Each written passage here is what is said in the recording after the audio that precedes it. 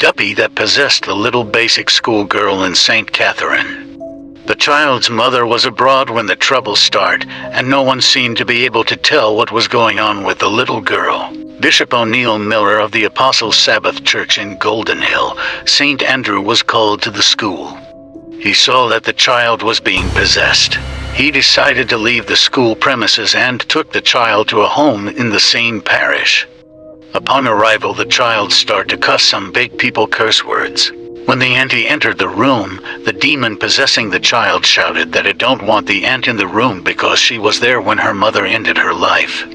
The bishop then asked for a piece of cord, strapped the child to the bed, then started the process of getting the Duppy out of the child.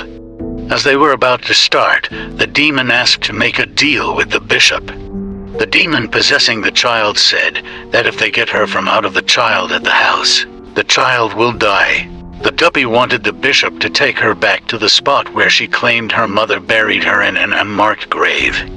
The Duppy said, "All I need for you to do is to mark the spot where I was buried."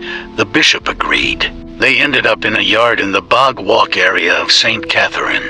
Follow Jamaican true stories. When they got there, the bishop asked the Duppy where she was buried.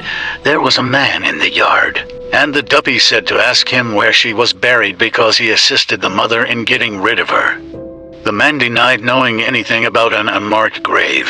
The Duppy became very angry and accused the man of helping her mother to bury her after her own mother ended her life. They asked the man again. He denied it again.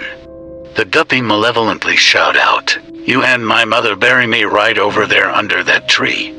When the man heard the Duppy, him drop down, and when he was revived, him confess.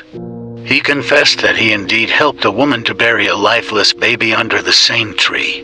When the unmarked grave was identified, the spot where the Duppy was buried was marked. As soon as the grave was marked, the Duppy leave out of the child in a waving motion, like when a piece of paper or cloth is blowing before a fan. The Duppy returned to the newly marked grave. The backstory was that the baby was always crying and fussing, and the mother was annoyed and couldn't deal with it.